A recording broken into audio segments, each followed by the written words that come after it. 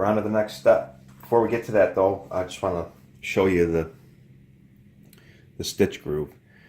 When you're grooving these, my advice would be give yourself a little bit of room, because the groover is adjustable. You can make it any width you want, really up to I think like 1/2 inch. But give yourself some room away from this edge, because there's nothing worse than grooving so close to that edge. Then when you put it together and you're sanding this down, you run out of room. And next thing you know, your stitches are right at that edge.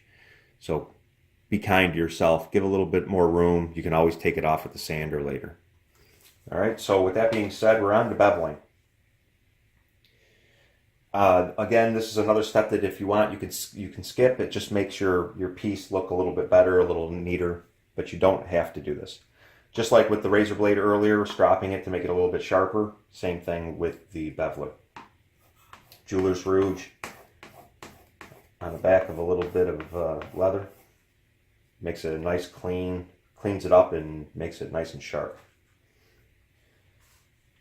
So what we'll do, now remember earlier in the video when I did the pattern, I put the line for where I want my glue to stop, and I also put the little marks for where this piece is going to sit on here. And there's a reason why I put these 2 marks, if I can get a close-up of it. These 2 marks here.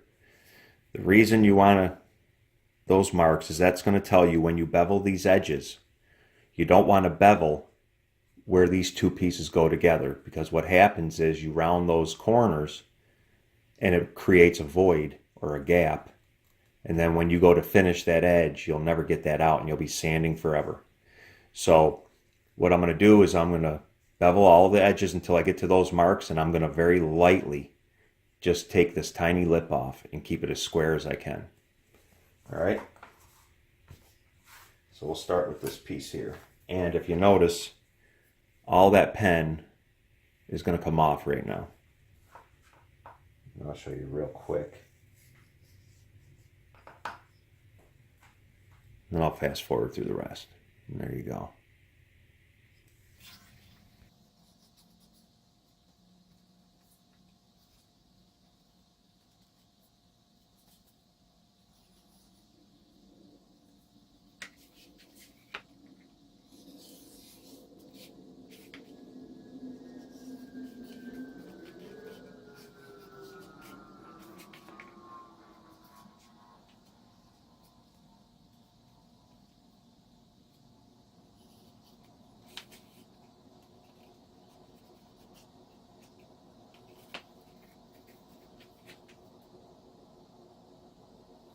And now we're on to the pricking iron. We're going to create the holes for the needle and thread. They come in multiple sizes, different shapes, multi-tooth. I prefer just the 2.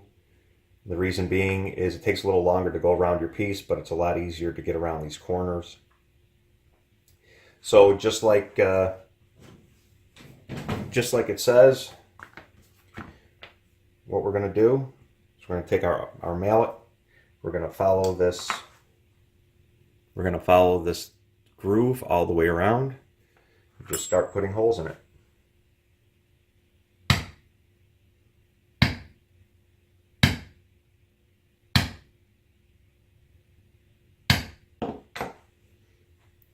Just like that.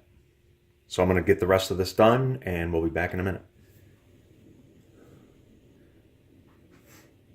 Staining. There's a lot of different products out on the market when it comes to leather stain. I prefer Phoebing's, probably the most well-known, most used. I prefer the professional oil dyes. They do make a water-based product I've tried years ago. I really wasn't a big fan of it, just my personal preference. I do prefer the oil. Harder to clean up, but really good finish. Durable too. I prefer to use the airbrush for most projects that I do.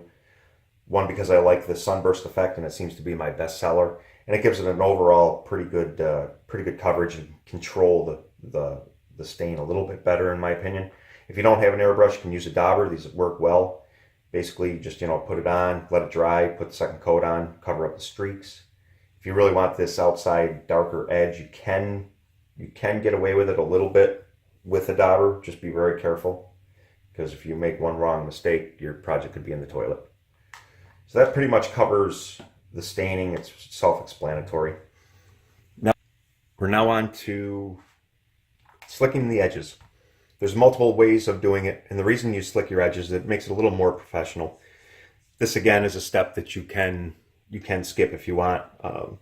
I like it because it neatens the edges up. It doesn't look so rough. But there's a number of ways you can do it. From an actual just a plastic Bic pen. What I use for finishing stuff is an antler. Antlers work great. You can even use your Tandy tools. You know, you just basically use the wood. And what it does is you wet your edges. Moisture and friction. That's the key to a good polished edge. But you can take this tool here, moisten your edges, and just go down the side, and it slowly starts to smooth all these edges out. You don't have to press real hard. It's more about the friction more than the pressure, in my opinion. I do use the other things that I showed you earlier. I use them a lot, especially in finishing my edges. But if you're really serious about getting a good professional slick edge, I highly recommend this product right here. It's from Armitage Leather, Nigel. He's from, it's made in England. I believe it's made of ash. It's the best tool, best slicker I have used. It definitely has helped my work. It's increased my quality of work tenfold. And you can find this at justwood.com online. It's a little pricey. It's I think it's almost $90 American dollars. I think it's 75 pounds. It's a little bit pricey, but again, if you're serious about getting into this and possibly selling any of your pieces, invaluable tool in my opinion. So just like I showed you before, if I can get it on camera, I'm going to wet the edges and we're going to start slicking these down, okay? And again, for the DIY guy, you really don't need this, but it's a fantastic tool.